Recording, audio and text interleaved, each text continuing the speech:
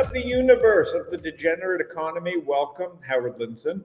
I am dialing in from Spain. Thanks for waiting for me, everybody. Hopefully, Phil, you're going to be running this today because my sound seems a little shitty. Welcome, everybody. Phil Pearlman, back in his hoodie, in his basement. Michael Parekh, I think in Houston, Michael. And Jimmy Hoselton, welcome, first-time guest, the Grass Clippings and the Grass League. After a crazy busy week, we're going to talk a little bit of golf, a lot of golf, and in the business of golf. But Phil, how do you want to start? Good morning, Howie. So I just want to give, first of all, we're going to have a great discussion with Jimmy. We were talking before we came on. Great stuff. I just want to shout out Stocktwits really quickly because they have these new earnings summaries. You just go if you go to what McDonald's reported yesterday, if you go to the McDonald's stream, you'll see the summary, and then you just click on full summary. And this is brand new, and it's just a super good. It's AI generated. And it's just, and you could share it and everything, whatever, and comment, but it's a super good, and just launched it this week, I think. It's a super good way to get the summary quickly. So, you go to the stream, stock is up, McDonald's was up 4, 5, 6% yesterday. You're wondering what's going on. You have no idea. And you get a summary in about 2 seconds. I know this solves a problem for me personally, because all the time I see something moving. I'm like, what's going on? So you get the summary right there for you. It's a beautiful thing. Just wanted to start with that. Howie, how is Spain? I guess that sucks out there, right? I am in Tenerife, Canary Islands, which is famous for where you wouldn't want to come here necessarily, but it's where the cyclists train because the weather's so good and the climbing is insane. So it's like where they come to train pre-Tour de France before the weather gets good in mainland Europe. And I've never been here. I think we're closer to Africa than I've ever been. I haven't been to Africa, but just finished a great ride. And so thanks for waiting for me. I'm ready to go. We've got a lot to discuss. Obviously, we've got lawfare, we've got high school billionaire fights, name calling. We have China exploding because anything goes in the every man for himself economy. We have degenerate economy galore, Super Bowl, and obviously Phoenix Open golf, TGL. So you pick where to start, Phil. Well, let's just go right to Jimmy Hoselton, founder of Grass Clippings. Great to have you on the program, bro. Thanks for having me, Phil. And the rest of the team, super excited. Okay, so right out of the gate, recently, what was it, like last Wednesday? This is revolutionary what's happening. It's just a really exciting time in golf right now. So last Wednesday, you guys had a tournament. You hosted a tournament, and this blew up. I was just checking. There's over 250,000 views on YouTube of the tournament. It's a par 3 tournament, and it just feels like I was just watching it. And I'm a fair weather golf fan. I'm not a huge golf fan, but I love the majors, like that kind of person. Yep. And it was awesome, like fucking awesome, dude, what you guys did. So it just feels like there's a moment happening. Why don't you tell us about this, the good tournament or whatever it was called? Why don't you just tell us a little bit about it and what happened and a little bit about the excitement that was occurring? Yeah, I think to your point, there's a moment happening. I'll talk about that tournament specifically, but also just how good of a place golf really is in right now, honestly. I am a Thunderbird. I was out at the WM Open for 8 days straight. And I told you earlier before we jumped on the show, I was laying in bed last night thinking I was walking around the WM last week and really it hit me how great of a place golf is in. Competitively, the culture, all of it. So would love to give you my opinion on why golf is so great right now. But the 12-man knockout was killer. It was last Wednesday. Started at 5 o'clock at Grass Clippings Rolling Hills, which is the home of the Grass League, and our venue. And this is the second year we've done it, but we've never been live on Golf Channel. Excuse me. And so we started at 5 o'clock on Good Goods YouTube. And then at 6 o'clock, it switched to Golf Channel for 3 live hours. And it was a format that the golf world has never really seen on live television. 12 guys, 2-person teams, and it was a knockout. So the worst score gets eliminated, and then it keeps going until the final hole where there's 2 teams battling it out for a win. One of the coolest parts was everyone was on the same hole the entire time. So we had about, I'd call it 2,000 fans on one hole. And it felt like a U.S. Open. And it was content creators battling it out. Garrett Clark there, co-founder of Good Good, is a star, a great golfer. But then there were also comedians and other folks in there who weren't so great, but paired with good golfers. And so the whole setup was super electric. It did very, very well on Golf Channel. We started at 5 o'clock, like I mentioned, on YouTube with about 30,000 people watching. And then when we jumped to Golf Channel, we were close to almost 300,000 people watching that event. I think that if we can show a picture of the course, I think that we're at a cross current of major trends here, Phil and Mike. It's golf came out of the box, right? YouTube, Yep. As YouTube's done to many things, golf's had multiple moments, right? The PGA probably overstepped its control. Phil Mickelson and Cruz started the Live Tour. And, Tiger and Rory stayed behind. Bryson broke off onto YouTube. And what we've seen is much like Taylor Swift has done to ticketing and Taylor Swift has done to entertainment, golfers are entertainers. Bryson and Rory are entertainers. Tiger Woods was the original golf entertainer. And PGA probably, like in many sports, they've overstepped their control. And, Phil, whether he handled it well, or, his own PR of the move, looks like a genius now, right? Like, these guys are entertainers.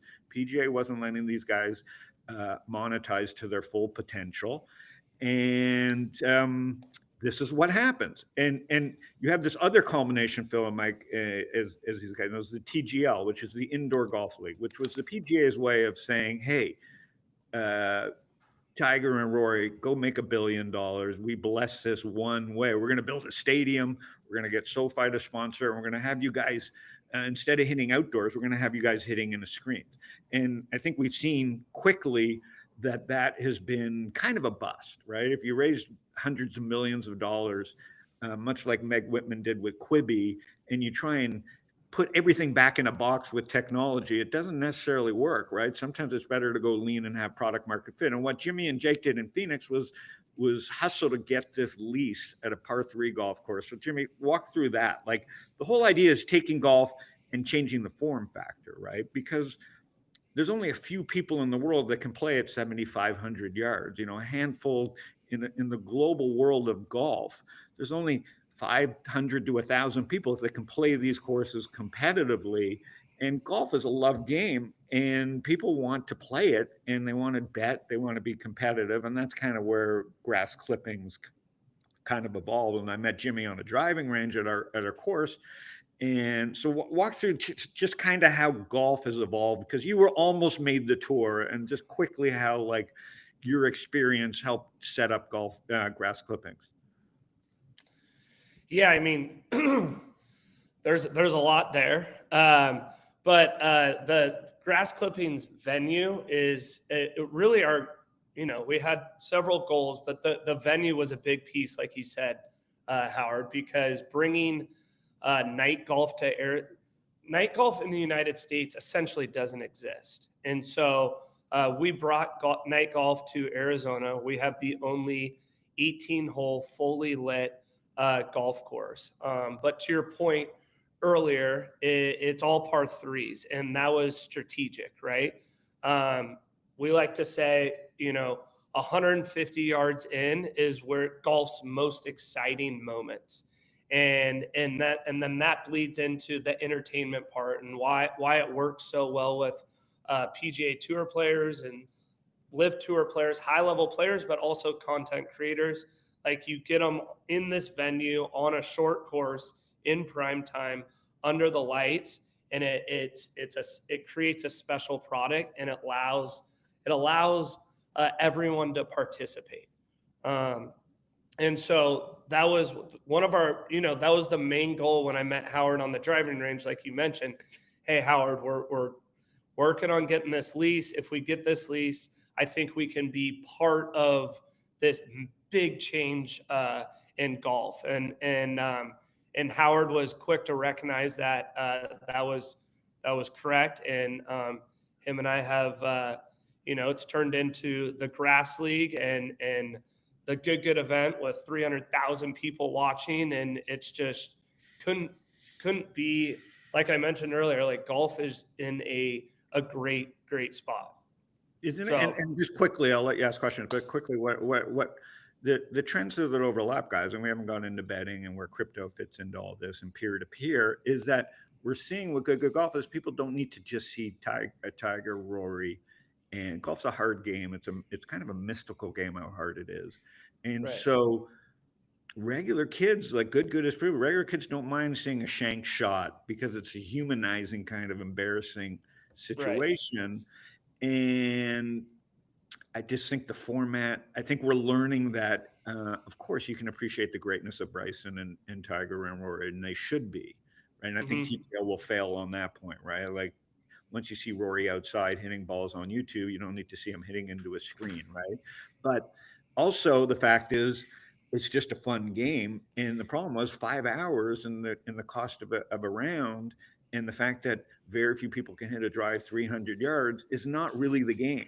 Seeing Rory dunk a shot from 150 yards it's probably more exciting than seeing someone hit a 400-yard drive. And that's Justin Thomas made it from 120 on hole 18 last week at the WM, and the place exploded. Like, that's what people want to see. But I wanted to touch on what you just said there, Howard, is I spent the week out at the WM. I drove Garrett Clark around a couple of times on my golf cart, who's the co-founder of Good. And really just like a content creator and normal guy. But what I learned last week is we couldn't drive 10 yards without getting pulled over and people chasing us and asking for autographs. And meanwhile, to my right is Justin Thomas and Jordan Spieth. And we had more people following us trying to track down Garrett Clark for an autograph because of what he did Wednesday night at Grass Clippings than people trying to get Justin Thomas or Jordan Spieth's autograph. And so that was eye-opening. Like, this kid is a star, and he's just a YouTube golfer, right? Yeah. I mean, and the other thing that's cool about it is just YouTube, right? We talk about trends with friends all the time. Google, we'll show a chart later where 49% of web traffic is between Google and YouTube. And that's the thing. YouTube decides who's famous, who's next, and who's influential. And we're seeing this across multiple industries. It's coming for every sector and every, not just AI, it's human, skills. Michael, sorry, go ahead. No, talking about these intersections of culture, I'm watching that amazing clip of the night golfing, Jimmy, and all I can see, because I'm a gamer, not as good as Elon with Diablo 4, but I'm addicted to GTA 5, and GTA 6 is coming out in the fall, and I can't wait, and I'm basically taking off the rest of the year for that. But I'm watching the night golfing, and I want night golfing action scenes in GTA 5. I want to be able to drive cars and shoot up things on the, because golf, if you don't know GTA 5, golfing was a huge part of the gameplay in GTA 5 on the golf course and all these storylines and so on. So I can just see night golf as a big opportunity in GTA 6. We need to put you guys in touch with the Take-Two guys and see if we can't build a DLC in here. It's I'm sorry I brought up a geeky thing, but in South Korea there's 117 lit par 3 golf courses, right? So this is where the rest of the world, we're copying the rest of the world, right? Obviously land is a different type of function in the United States versus South Korea, and their passion for golf versus other sports. America just doesn't have what makes grass clippings unique, of course, is the one piece of real estate. And South Korea nuts about online games, in GTA 6 and so on. I just sorry to bring it in, but just like YouTube, this is a huge culture driver, and I just wanted to highlight it. So I have Go ahead, Phil. No, I was going to make one quick comment just about the gaming. It's in golf. It's funny because like the gamers, you could take a gamer and put them on the golf course and the gaming audience wants to watch him golf, right? Totally. And you could take, like, you look at Jagger Eaton, who's a silver medal skater, best skater in the world. You could take him, put him on the golf course, and that skate culture wants to watch him golf. So that's another amazing thing that's happening for golf, is like, doesn't matter what they could come from anywhere and that audience wants to watch them golf. Yeah, which is amazing. The world's colliding thing. It wouldn't necessarily mean that Justin Thomas would go over to skating and his audience would follow him. So it's the audience. Correct. You can't just form fit it. Worlds collide, but they don't collide in the ways that everything works together. Gaming and sports work. But you can't take a golfer out of their world. You can take a different person and put them in the golf world. Something about golf and just the one-on-one, you against the ball. For sure. Anyway, the point is we can discuss it all day. The point is it's happening. Watching Bryson on YouTube is a magical thing. Watching Rory hit shots and explain how the game is played, because you're never going to be able to do it. Even if you understand exactly how they do it, the way they generate club head speed and the way the ball comes off the club and the way it sounds is just a special thing. And something everybody wants to try for it, whether you're a celebrity or whether you're whether you're a tech person. People fall in love with the game because they've seen it played almost like a robot, and the game still can't be perfected. So I think that's kind of like gaming in itself, Michael. You can't perfect these games. They go on, and golf is just a game that's it's imperfect. All right, Phil, what also, I got like 20 questions, so I just let you guys talk. But so from the user experience point of view, it's a lot easier to hit an 8-iron than it is to hit a driver. And I'm a dad, and I just didn't play golf for like 15 years, basically, every once in a while. And I suck so bad. I just put balls in my pocket because my driver is terrible. But I could still hit an 8-iron or 9-iron, and I could still putt poorly. And and so it just changes and plus it's a couple hours instead of being 5 hours out there. Totally. Sick. Okay, so here's my question. So from my point of view, get total game changer. And we were talking about at the top of the conversation about just something's happening here, to quote Stephen Stills. But so here's my question: you have to do this. I don't think you have a choice. I think the genie's out of the bottle. What's the next move here? Are you guys in talks? I mean, listen, dude, we were talking before the program. I live in Rockland County, which is 35 miles northwest of New York City. You go one more county out, it's Orange County. You could get the land out there, and you're an hour from the city. In a car, people will be coming out like crazy to play out there. For sure. I mean, so I think more venues would be great, right? I think the United States wants what we have here in Tempe. It is hard to do. We have a special property. And then, the restrictions with light and sound, it's hard to find a magical spot like we have here. So we're going to be running the events here in Tempe, Arizona. And this is the first full season of the grass league. And I think, stars will be born this year in the grass league. So yeah, part of this, Phil, is about local legends. Part of this is about people that Right. like want to have jobs, but were the local ace at putting or chipping. This just kind of opens up the game to a new form factor. I think there's a lot of local entrepreneurs. Phil, it comes to real estate and how far you are and what the traffic is. The special thing about grass clippings is, you're near ASU, you're 5 minutes from Phoenix, 5 minutes from Scottsdale, 5 minutes from the airport. So it is just that unique location that we formed a company around, and then the league. But the league will grow as other great entrepreneurs build par 3 courses. But the hardest part of this, Phil, is going to be the real estate, because just because the real estate's available doesn't mean the people will show up. So it's going to take time. But part of the part of the glitz of this idea was the scarcity of it. So I think as the world is abundant in so much time from tech, we still get back to what makes a great investment in company. And a lot of it is around scarcity. And so what made this special was the scarcity of the actual real estate.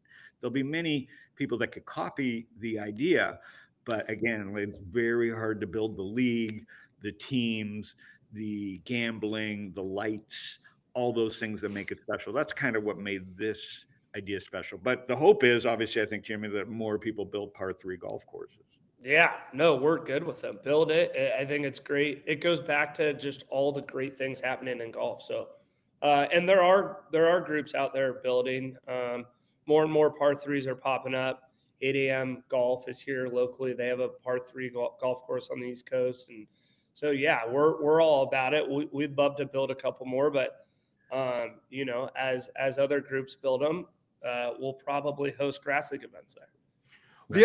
My only other question or point is that, people are going to be coming to you like crazy, by the way. The genie's out of the bottle. The whole YouTube Golf Channel thing and the nature of the tournament was ridiculous. And the short form and our sort of Twitter, TikTok culture of short clips, it's like, short attention span culture. It's like so perfect.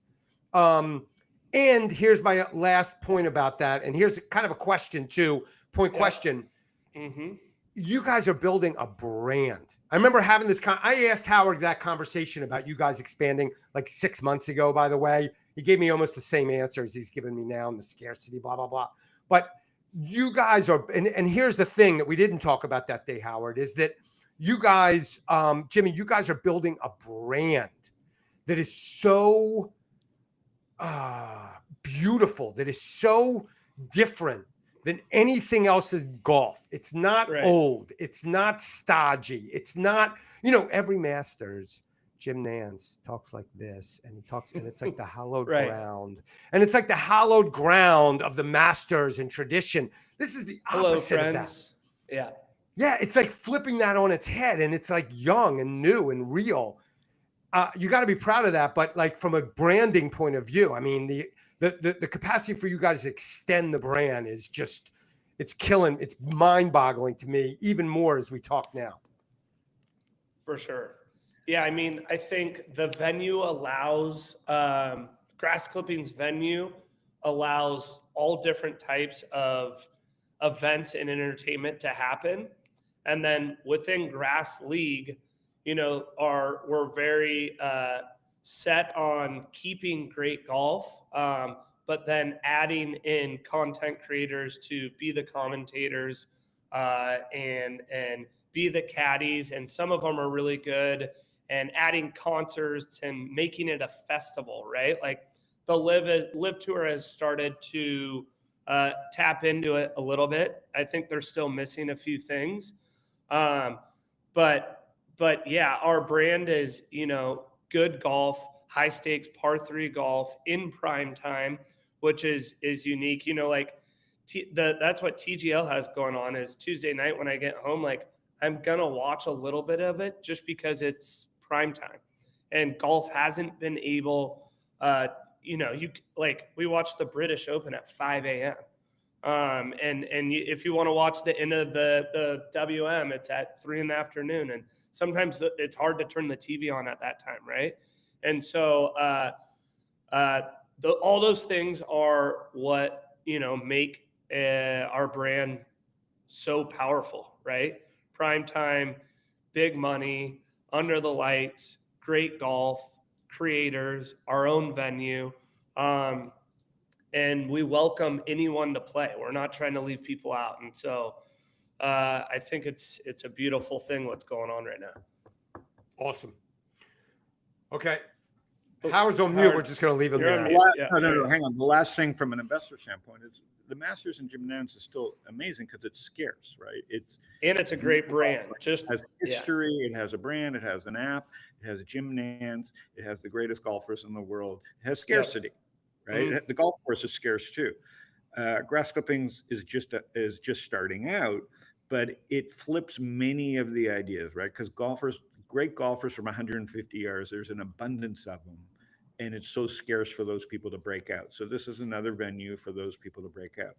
The other thing about scarcity abundance here is, you have to have domain experience. The other thing about the grass clippings guys are 4 friends that grew up around the game of golf. So this is just like any other thing, whether it's fintech or AI or engineering. This is working so far because the 4 founders grew up around the game with the highs and lows of trying to make the tour, caddying on the tour. Long story short, Jimmy caddied. He's seen so few people make it, including himself, but good enough to play in these type of tournaments. And that's kind of the idea here is opening the game back up, not because it's not fun to see Tiger or Rory or Bryson play a par 3 course, but the PGA won't allow them. And people want, as we've seen with good golf, people want to watch their favorite people do other things. So congratulations, guys. I wanted to have you on the show. It feels like with the Waste Management and TGL and everything that the timing's great. All right, let's flip it over to, stay with us, but let's flip it over to the rest of the world. Yeah, let's talk about AI because we have Michael here with us. By the way, Jimmy, feel free to hang around. We're going to mock Howard later. You can join us in that, and it's all beautiful. And but right now, we're just going to talk about AI this morning. Thanks, guys. Every day, every week, we make a plan what we're going to talk about when it comes to AI. And then within the 48 hours or 24 hours before the program, we have to go a different way because there's so much happening all the time. I just want to ask you right out of the gate, Michael, about Apple and Alibaba this morning. Apple's trading up $6-7 right now. Baba's trading up. I don't know. I haven't really looked, but it's trading up 3 or 4. And so this morning, they're trading up 3%. So this morning they announced some kind of partnership that Apple's going to be fortifying. What's going on? I don't understand it. You tell me. Sure. I've talked a lot about how Apple has a massive opportunity in AI, especially in the United States. In the meantime, it's easy to forget that Apple is one of a handful of U.S. companies that has a big presence in China. They reported earnings a week ago. Their unit share in China was down a little bit. Much of it is related to the geopolitical tussle between the U.S. and China, U.S. curbing exports of chips to China, and Xi and Trump are now doing a huge amount of negotiation in the back right now, grand bargains and so on. And it's interesting that right now, 2 of the preeminent tech companies in the US, Apple and Tesla, are now also involved in this geopolitical chess game that's going on in China. Why is Apple and Alibaba important? Alibaba is one of the flagship tech companies in China, obviously, and Apple has to use Chinese AI systems for their phones in China. They can't use OpenAI that they are using in the United States for obviously geopolitical and trade reasons. So Apple has been trying Baidu's, which Baidu's the other major tech company's AI, and for a bunch of reasons that's not working out. Apple has tried and tested other Chinese company AI. There's a very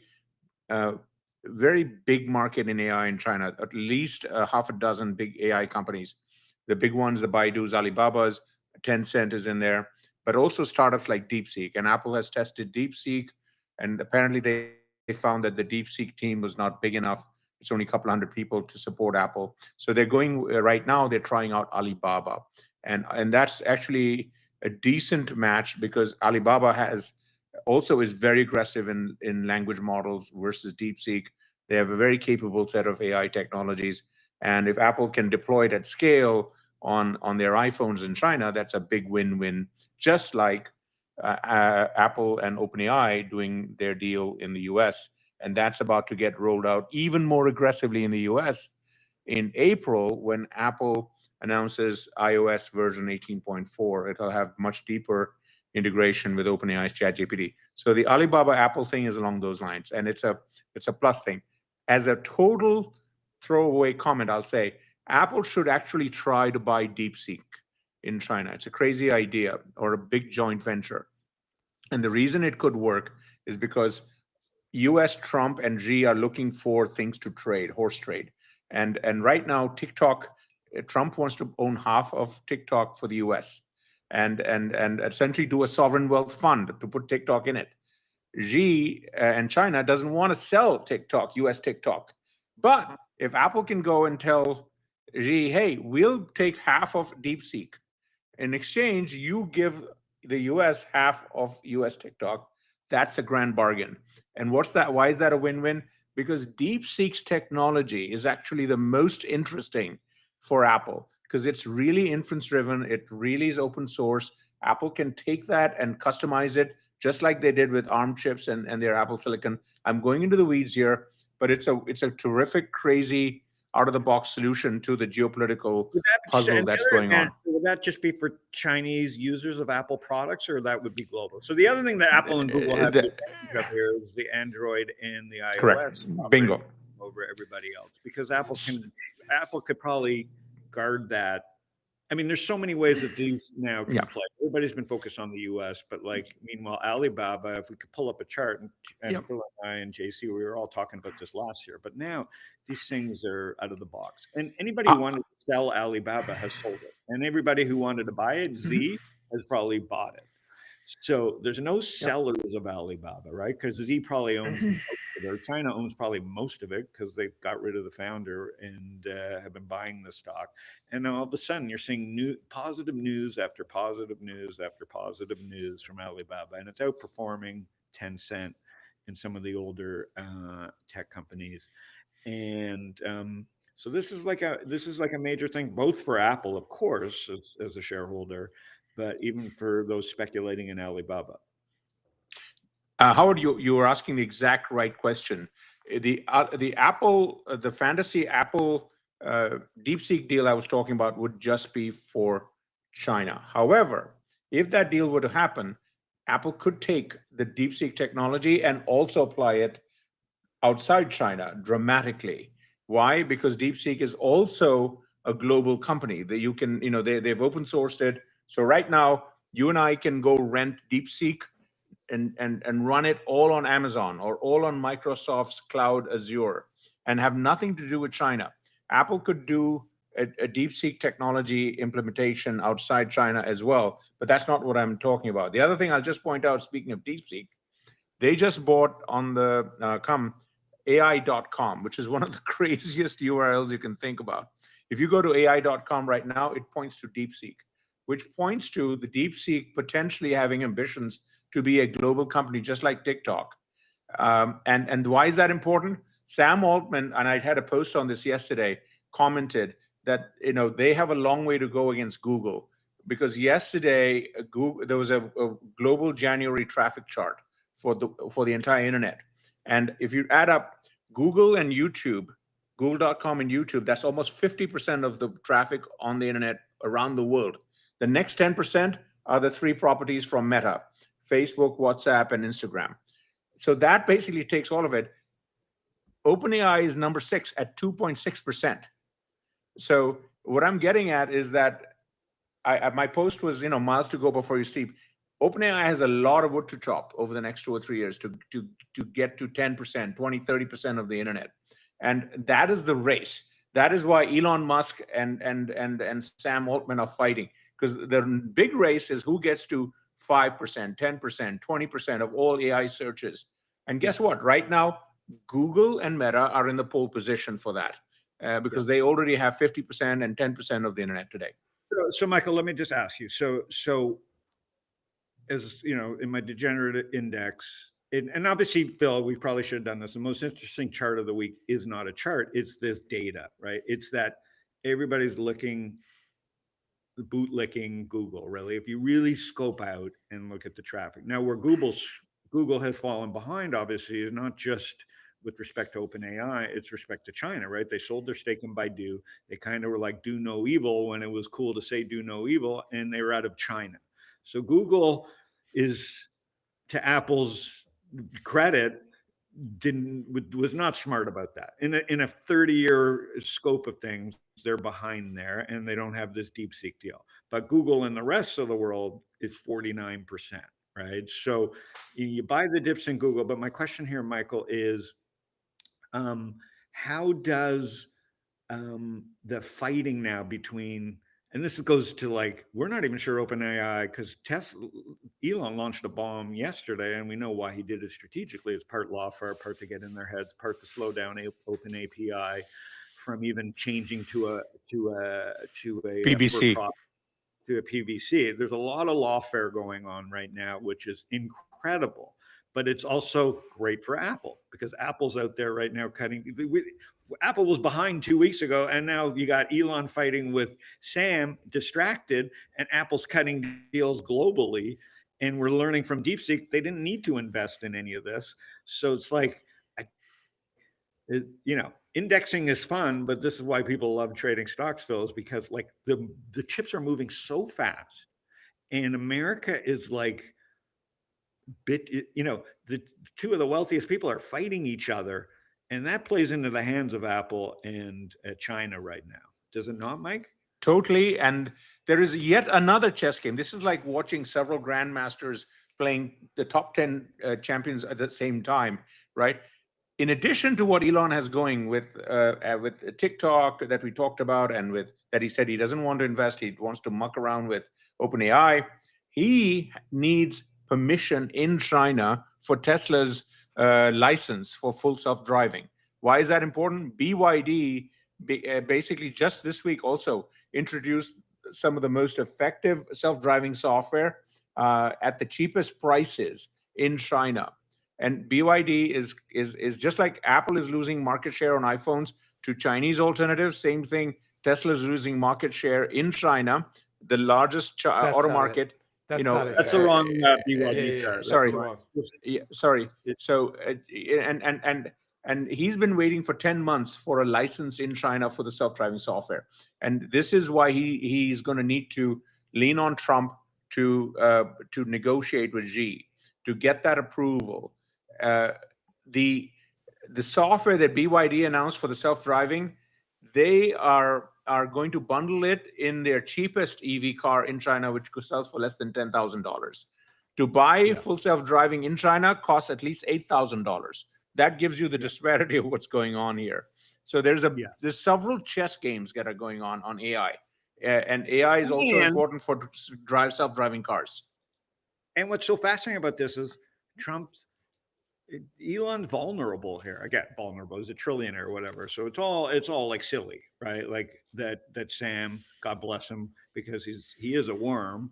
I mean, if you look at the stuff that he said, I mean, let's face it, he's not Elon Musk, right? Elon funded that company, and karma's playing a fucking beautiful role right now. But it's playing into, he's a worm. It's hilarious. Well, he's a worm. Okay, he hadn't done anything, and he took that money from Elon and stabbed it. Listen, they all deserve each other. This is fun for someone who is. This is kind of our Love Island going on right now. If you're an investor, this is Love Island, because everybody's stabbing each other in the back. Everybody cried about the Democrats and lawfare. What are these guys all using against each other? Lawfare, right? They talk out of both sides of their asses. They're all bootlicking each other. They're all kissing up to Trump. And guess what Tim Cook does? He hasn't fucking done anything except sit and play the long game a la China, and everything's falling into his lap. And Elon's got problems, right? BYD is at all-time highs. You got Warren Buffett behind it. You've got China behind it. Supposedly the car is fantastic. Again, I can only say what I've heard on the internets.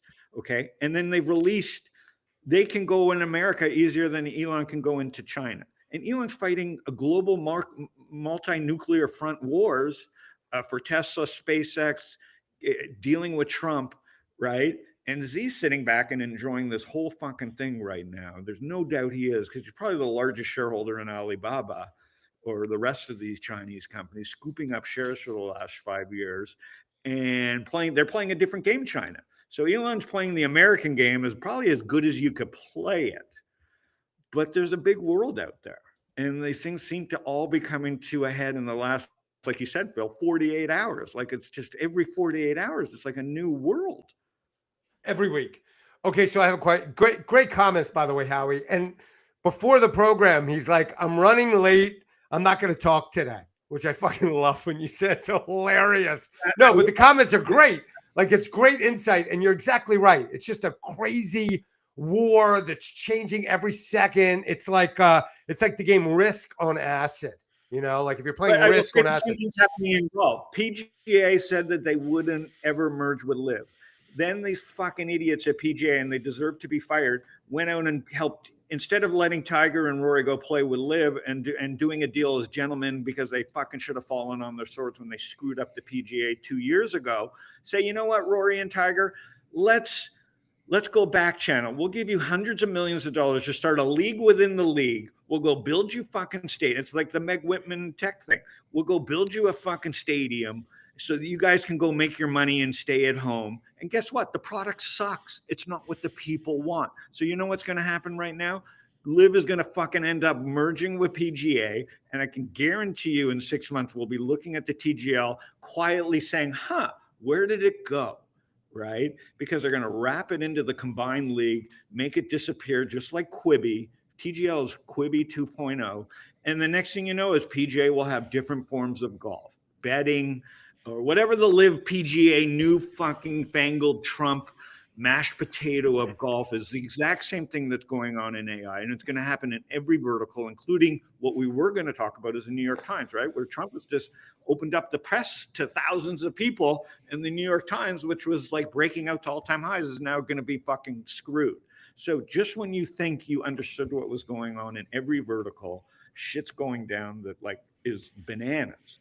So, Michael, we're going to come back to you in a minute and more about Apple and China because it's an incredible discussion. But Howard said the secret word. He said New York Times, the most interesting chart in the world.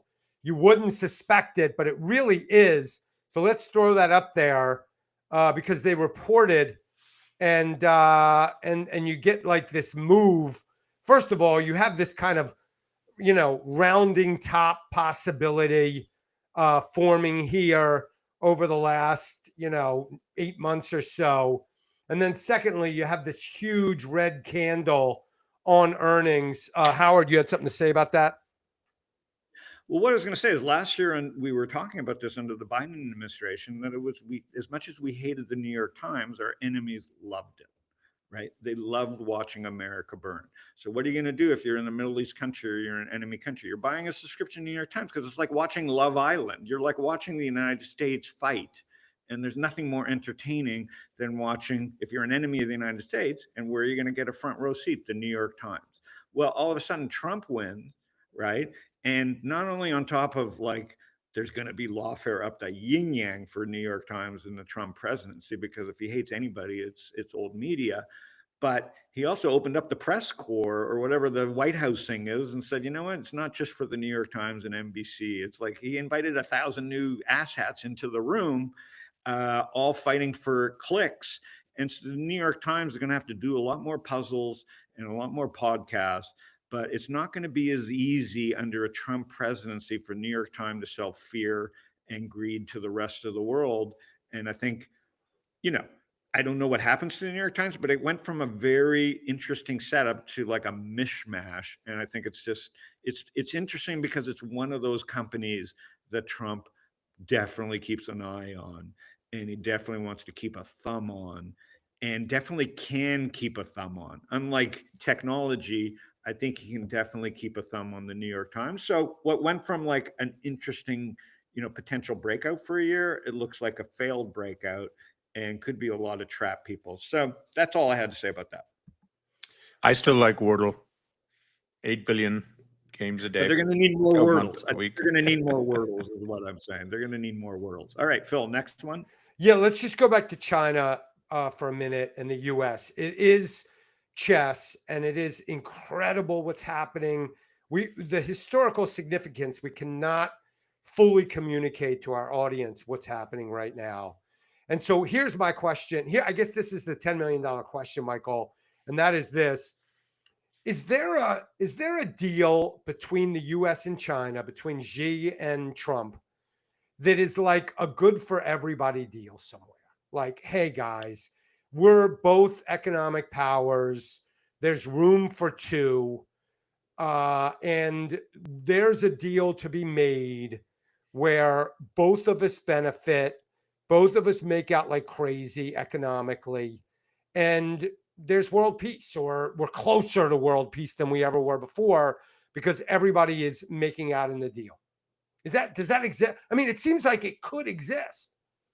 I've been a believer in that deal existing for a long time. If you look at my blog, I've been writing under the theme of threading the needle between US and China for literally 2 years.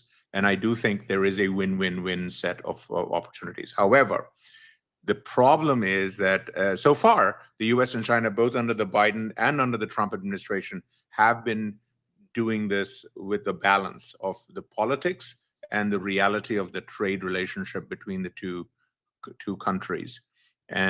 But there is a danger, and it's very tough to game that from a probability and investor point of view, because what we're talking about is politics and emotions of regular people. In the end, most people, most companies, most countries, we crave respect. And right now there is a very fine line. What the US is doing vis-a-vis horse trading with Mexico and China on tariffs, what we're doing with China. Right now, all of the countries are basically saying, we'll horse trade.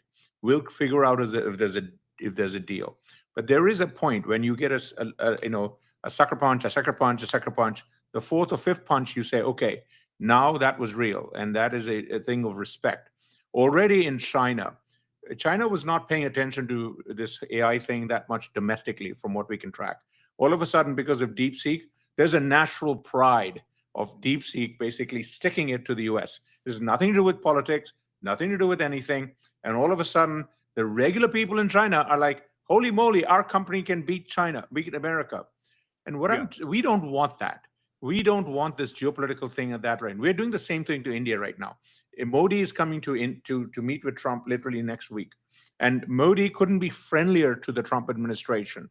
Yet, at the same time, concurrently, because of domestic political things, the US just shipped hundreds of Indians illegal on military planes into Mumbai. And guess what? If you watch the TV networks in India, which are, by the way, Trump only has Fox here. In India, all the networks are controlled by the government. Everything, the Indian people are like nuts about how disrespected they've been by all these, the people America sent back were in shackles, women and children. That's the front news in India right now. Respect is a key thing. It's a long way to answer your question. I worry that we cross the thresholds of respect with these countries, and China is a very critical one. And yes, there is a needle to be threaded, and there is a deal to be done. We need China's manufacturing. If we're going to take AI into robotics, into cars, into drones, into all the things we need, there is no physical way we can build the manufacturing of that within Trump's term in office, or even if he gets 2 terms, which he's floating out there.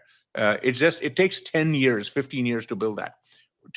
For our country and our economy to build AI into all of these things, which are the physical world, it's going to take China's ecosystem. We cannot duplicate. There's no way to do that. So we need to thread the needle of getting access to that, letting our companies not only build and continue building in China, but investing in China. The biggest shareholders in ByteDance, which is probably the most valuable private company today in 2025 in the world, are non-Chinese investors. Most of them are friends of Donald Trump. They're billionaires. They're worth 50, 60, $80 billion. This is how the world has worked. Alibaba, the biggest investors I know in Alibaba who made a fortune were U.S. and overseas non-Chinese investors. They're living in California. Exactly. And what I'm saying is that is, to your question, Phil, that is the threading the needle. We need to give the rest of the world, our investors, our companies, an opportunity to invest in China, etc., which means poke him in the eye, poke him in the other eye, but don't poke him to gouge him. Play it like WWF. Do not play it like a real life cage match where you're really trying to kill the other guy. You gotta build in the respect and the entertainment, and yet get the practical value out of this thing. Yeah. Okay, so I gotta go ahead, Howie. Sorry. This is fantastic. I mean, I didn't see this coming. Like, I'm sitting here I'm riding with like 5 of the smartest people I know, right? From recruitment and from founders and Lightspeed, and we were,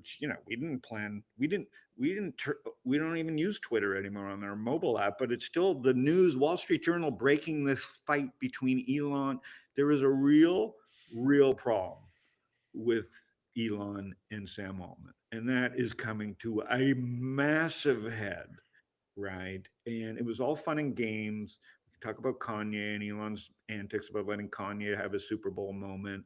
And we got to talk about Shopify selling Nazi shirts. There is a lot of problems in America. China loves this.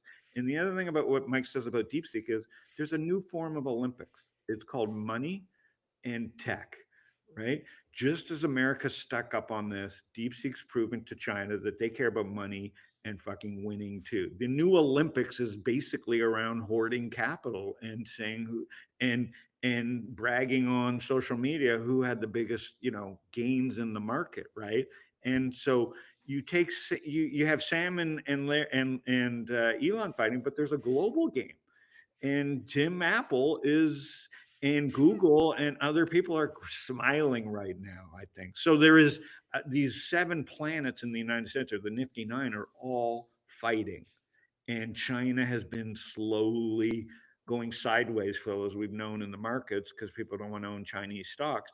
And all of a sudden, relatively to FANG, Chinese stocks look really cheap. Now, what do you really own? We could argue about that. This goes to I'm not recommending, we always joke, this is not financial advice, but in a relative sense, when you look at the price action, and this is a show about trends, you cannot deny the fact that things are set up pretty good for a little while for China to have a run, because there's no sellers. There's no reason to sell when you read Boyd partnering with Apple, or with their FSD, and you have Apple partnering with Baba. So they're not fighting right now. Who's fighting is Microsoft, Google, Amazon, and this is like real stuff happening. So it's really one of the most amazing times again, because China was left for dead. No one wanted to own China, and now it's back. Yeah, FXI is making like 4-month highs here. So one more question, Michael. I'm sorry I keep harping on this. It's just awesome conversation and timely. 3 months ago, the conversation that the sort of the collective unconscious of the market was saying that China AI was inferior to US AI, way behind. And now you've had DeepSeek, and then, that was like, 2.5 weeks ago. And then this morning with Baba and Apple, is that no longer sort of the meme? Is that no longer sort of the conventional wisdom? I think China got a gift from the United States because of the curbs under both the previous administration and perhaps this one, which is we constrained them. And that meant, and the Chinese entrepreneurs who everyone thought were just copycats and they just emulated and built on us, they said they went to town. That's what DeepSeek showed it. They said, we don't have this. We got to figure out how to do this. Necessity is the mother of invention. They freaking invented. The best engineers, I talked to a lot of them here. They were stunned by how these guys, came up with these solutions. It's not because our guys couldn't do it. It's because we didn't have to. Our data centers were so bloated and big and so on. We didn't have to work about those constraints. Those guys figured it out. And they figured it out, and this is just the start. It's inspired, I guarantee you, thousands of engineers in China who are now all of a sudden even more entrepreneurial than ever. They're going to be, by this time next year, 24 DeepSeeks coming out of China. And Phil, and what they're makes it exciting is the scarcity and abundance thing. People can make it all complicated, but we fucking force them we force them into thinking differently because of scarcity, right? And they have abundant talent. What we got stuck on is typical Silicon Valley bullshit is let's hire people at $1 million a year. Let's throw as much money at this as possible because we're winning. And they were winning, but they also lied to us. Sam and Elon are all fucking lying. And guess what happens when you lie? 24 which ways from Sunday. They all started believing their own bullshit. And then, of course, us jammed with New York Times and all the fucking Wall Street Journal, like, oh, Silicon Valley got it again. We're winning. Mark Andreessen calls it a Sputnik moment. I call it a fucking, you can only call them a cheater for so long moment. What was Sam's fucking first reaction? He called them cheaters, right? Okay. China does not need to hear that at this. They're sick of hearing that. Okay. This is a new generation of people that care about money just as much as our generation. They're degenerates over there before we were degenerates. And India invented degenerates. America's just trying to wishes they could be as degenerate as the Chinese and Indian. And so you're calling them cheaters, and they didn't cheat. Okay. No, they didn't. Sam cheated. Elon cheats. Elon cheats every day. Okay. Trump cheats. Okay. Sachs, our fucking AIs are cheats. America cheats. Okay. Go look at the Trump coin. Go look at the fucking Barstool coin. Go look at the PGA and how they've behaved. Go look at how we are behaving versus what we've put China into constrained boxes. And they're probably sick of it. And they are loving this DeepSeek moment. And America needs to embrace this and say, we need to stop cheating. We need to stop hoarding capital. And we've been framing this as our chips versus no chips over there. There's another critical input. It's not just power and chips, it's talent. Engineering, sheer engineering talent, if we're going to apply it to everything from healthcare to education to golf in terms of AI applications. China this year, 4x the number of STEM graduates as the US, 4x. Okay. India, at least 2x. So Phil, you're talking about, what are we teaching them? All of these kids are coming out and they're graduating and they're like, hey, we can DeepSeek it too. That's 4x the number of engineers we got. And that at a time when half the engineers we were getting were because all of the kids from China and the US and India wanted to come here with H-1B visas and get education. And we're turning down now over half of them because of our immigration stuff, right? H-1B and all this other stuff. And guess what? They're all going to stay in China and India, and they're going to build all this stuff. So the US, if we want to play the long game, we need to make sure we fight not just for the chips and the power, but for the people, because that's how we're going to build this. And China's building them far cheaper. Those engineers are far less expensive. You look at the DeepSeek founder, he said he doesn't hire one Chinese engineer that went outside the US, outside China to get an education. All his 250 people are local Chinese top university graduates, and at a fraction of the price.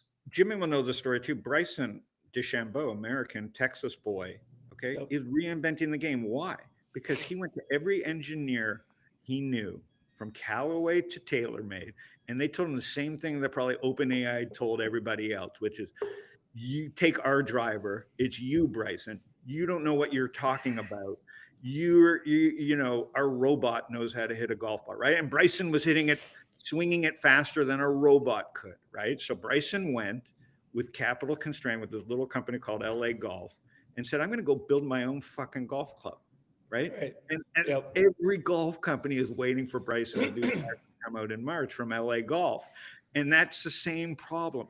Every engineer in the world told the player that he didn't know what he was talking about. Right. And it took a Bryson who was a meathead. Everybody thought he was a meathead, but he was an engineer to say, you know what? Fuck you guys. I know what I'm talking about because the robot doesn't do what I do. And broke out of the box. It's another Jurassic Park moment. These all go back to like media. You can't put this stuff in a fence. Once it breaks through the fence, you can't put it back in the box. in AI and golf. It's the same shit happening in it's happening in crypto versus Goldman Sachs.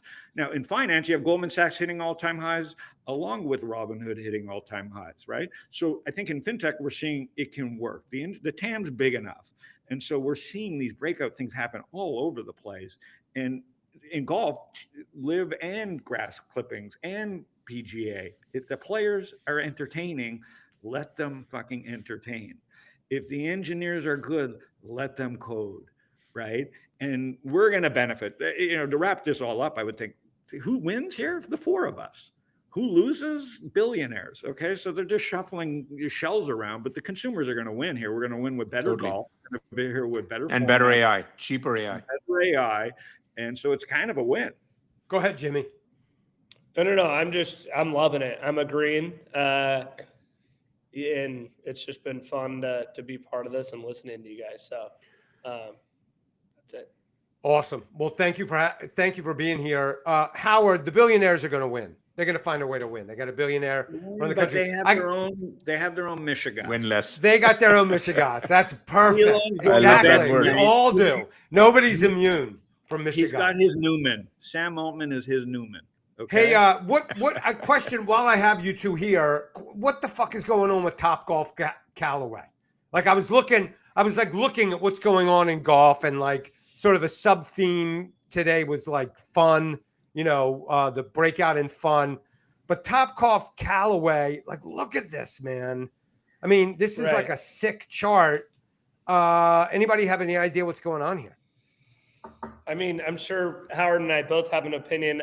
We talked, Phil, before we got on here, and I go, I actually don't know specifically what's going on with Topgolf, which could be the biggest problem because I'm in the industry, right? Like this is what I do. I'm in the golf industry. We're creators. We have a golf course, and I have no clue what is happening with Topgolf. Well, I think the bottom line is people aren't interested and go, their product just there's so much other things golf has to offer that the tech is decent, and then the balls aren't real and the clubs aren't real, and the experience, Here's the thing, Phil. We've seen this happen before. QVC and the internet. Everybody thought Topgolf was the thing.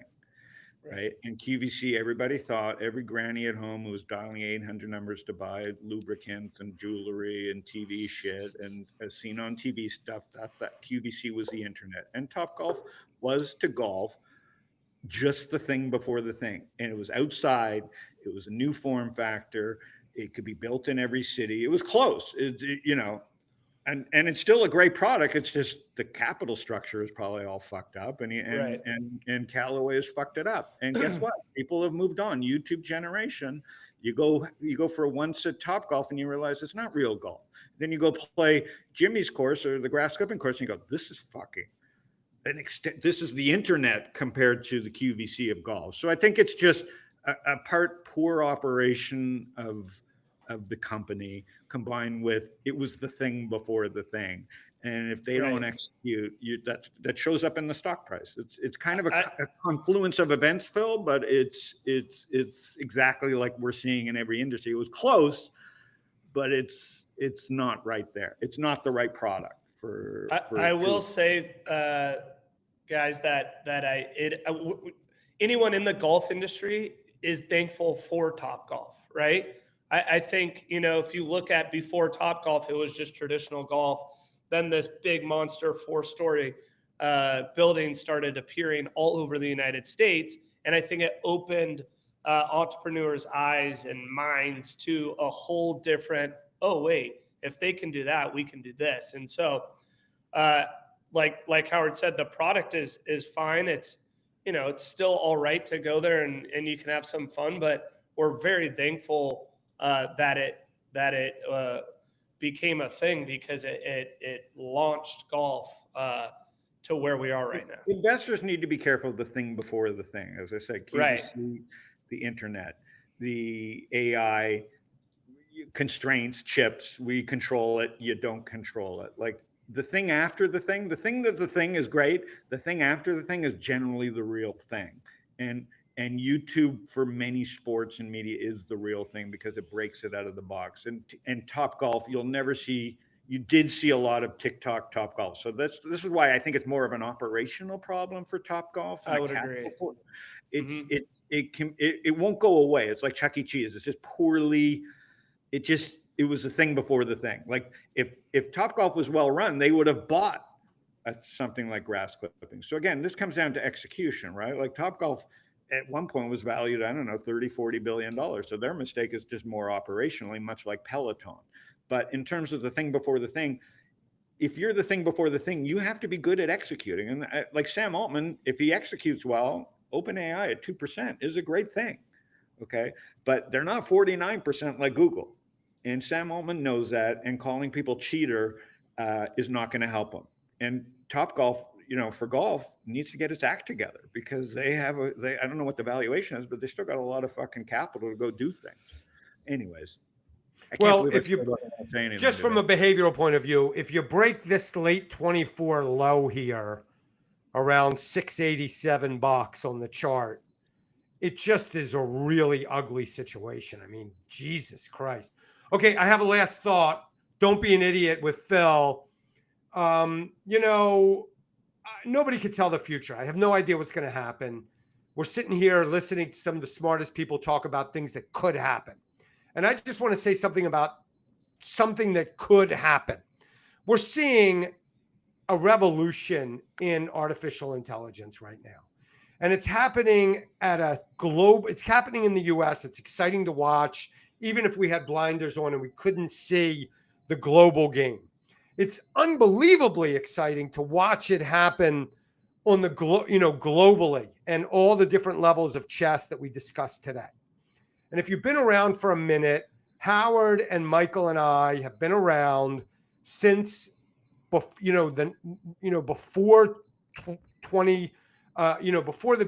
beginning of the 2000s.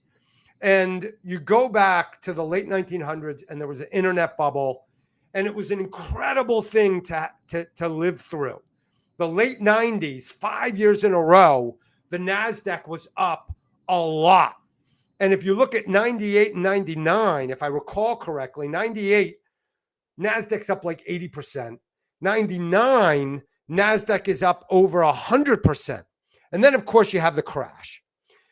We're taking part in this AI thing. We're all here. Anybody who's investing in any part of the market is invested in AI, whether they realize it or not. And I can't predict the future, but I'm just saying, don't fucking short the market. I'm looking at the SPY stream on Stocktwits, and the sentiment is bearish at 27 out of 100. So that's like bearish, close to extremely bearish sentiment. Everybody's negative. We were talking about the AI bubble. People were talking about the AI bubble, and the mainstream media was talking about the AI bubble a year plus ago.